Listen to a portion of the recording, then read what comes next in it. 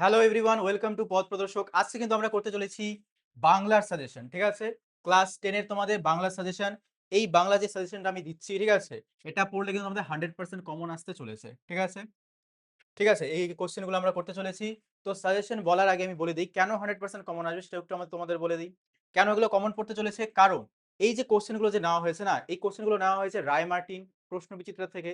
যে রায় মার্টিনের যে প্রশ্ন বিচিত্রা আছে, কিংবা অন্যান্য যে তোমার ছায়া প্রকাশনীর প্রশ্ন বিচিত্রা আছে, সেই প্রশ্ন বিচিত্রার মধ্যে যে বিভিন্ন স্কুল বিগত 5 বছরের 10 বছরের যে স্কুলের যে কোশ্চেন, স্কুলে যে কোশ্চেন গুলো আসে, সবচেয়ে রিপিটেড যে কোশ্চেন গুলো আসে, সেখান থেকে বাছাই করে নিয়ে এই কোশ্চেন গুলো দেওয়া হয়েছে। তো এটা তোমরা যদি পড়ো তাহলে ঠিক অবশ্যই তোমাদের কমন পড়তে চলেছে। ঠিক আছে, তো কোশ্চেন দেখার আগে আমরা যাই সবার প্রথমে এই যে সাজেশনটার কিভাবে কোশ্চেন কোথা থেকে আসছে, কোন কবিতা থেকে কয়টা কোশ্চেন আসছে, গল্পের থেকে কয়টা কোশ্চেন আসছে, কয়টা এমসিকিউ, কয়টা পাঁচের প্রশ্ন থাকবে, এগুলো আগে দেখে নিই। আর কত মার্কসের আমাদের করতে হবে। দেখো, আমাদের গল্প আছে দুটো, আমরা জানি। একটা হলো বহুরূপী, ঠিক আছে, আর একটা হচ্ছে পথের দাবি। তো সেই গল্প থেকে কিন্তু আমাদের দুটো এমসিকিউ আসছে। আর দুটো কি আসছে, অতি সংক্ষিপ্ত প্রশ্ন, একটা অথবা দুটো থাকবে এর মধ্যে। ঠিক আছে, আর তিনটা আসছে একটা 3 মার্কসের প্রশ্ন, আর একটা আছে 5-এর প্রশ্ন। ঠিক আছে, তো তোমরা বলবে হয়তো তুমি কোত্থেকে জানো এটা। এই যে সেটটা আছে এটা মধ্যশিক্ষা পর্ষদ অনুযায়ী কিন্তু আহ, মধ্যশিক্ষা পর্ষদ অনুযায়ী তোমাকে এইভাবে ফরম্যাটটা দেওয়া হয়েছে মধ্যশিক্ষা পর্ষদে। ঠিক আছে, তো ওইভাবেই আমরা জানি। তো এখন দেখো এখানে টোটাল কত নাম্বার আছে বলতো, 11 থেকে 12 নাম্বারই তোমার শুধুমাত্র গল্পে থাকবে। কবিতাতে আমরা জানি দুটো কবিতা আছে আমাদের। সেই দুটো কবিতার মধ্যে একটা হলো গিয়ে তোমার প্রলয় উল্লাস, আর একটা হলো গিয়ে তোমার অভিষেক, তাই তো। এই কবিতা থেকে তোমাদের একটা অথবা দুটো থাকবে এমসিকিউ, দুটো থাকবে শর্ট প্রশ্ন, আর একটা 3-এর প্রশ্ন থাকবে, একটা 5-এর প্রশ্ন থাকবে। এখান থেকে টোটাল 11 থেকে 12 নম্বরের কোশ্চেন আসতে পারে।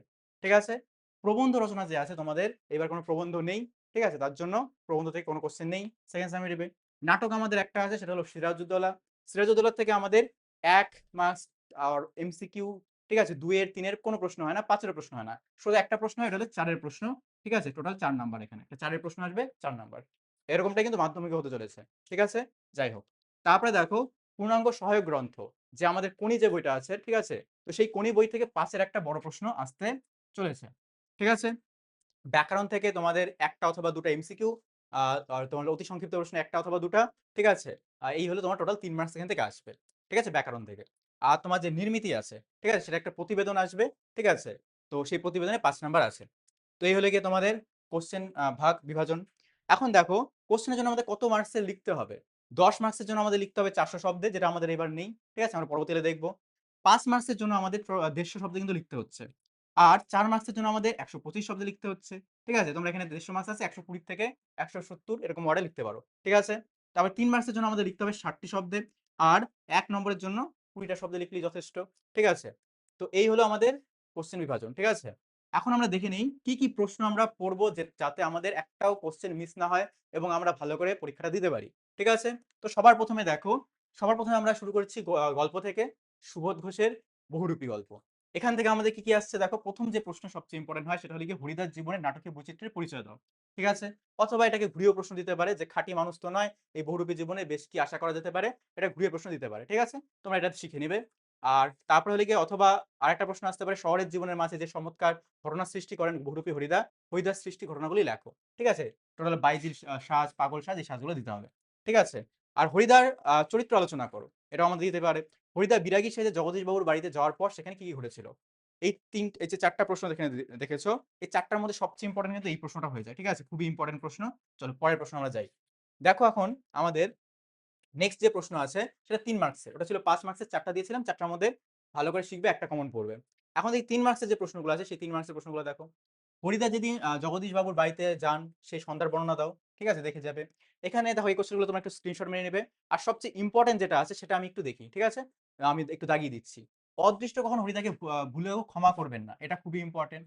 ঠিক আছে, আরেকটা ইম্পর্টেন্ট হলো কি, তাতে যে আমার ঢং নষ্ট হয়ে যায়, এটা প্রচুর ইম্পর্টেন্ট, প্রচুর। ঠিক আছে, আমরা যখন রায়মার্টিন করবে তোমরা, অথবা প্রশ্নবিচিত্রা যখন করবে, দেখবে সবগুলো স্কুলের মধ্যে, বিভিন্ন স্কুলের মধ্যে বারবার কিন্তু প্রশ্নটা আসে। এই দুটো প্রশ্ন একদমই মিস করবে না। ঠিক আছে, পড়ে যাবে। ঠিক আছে, খুবই কমন। আর তোমরা শিখবে হলে গিয়ে বিরাগী জগদীশ বাবুকে কি কি উপদেশ দিয়েছিলেন, এই উপদেশটা একটু দেখে নিও। আর ভয়ানক দুর্লভ জিনিস, এটা একটু দেখে যাবে। ঠিক আছে, তো এই প্রশ্নগুলো সবগুলোই দেখে যাবে। তো এগুলোর দিকে বেশি ধ্যান দিতে হবে, 4টার দিকে। ঠিক আছে, আর সবচেয়ে বেশি দুটোর দিকে ধ্যান দেবো আমরা। চলো, নেক্সট আমরা আসছি আমাদের কবিতায় অভিষেক, মাইকেল মধুসূদন দত্তের অভিষেকে। 5 নম্বরের জন্য আমরা 3টা প্রশ্ন পড়বো। একটা হলো গিয়ে নমিপুত্র পিতার চরণে পিতা ও পুত্রের পরিচয় দাও। এদের কথোপকথন নিজেদের ভাষায় লেখো, এটা দেখবে ভালো করে। অভিষেকে কলিলা কুমারে, ঠিক আছে? এটাও একটু ভালো করে দেখবে। আর রাবণ চরিত্রটি আলোচনা করো। ৩ টা প্রশ্নই আছে, ভালো করে দেখে যাবে। এখন দেখি আমাদের ৩ এর প্রশ্ন কি আছে অভিষেক থেকে।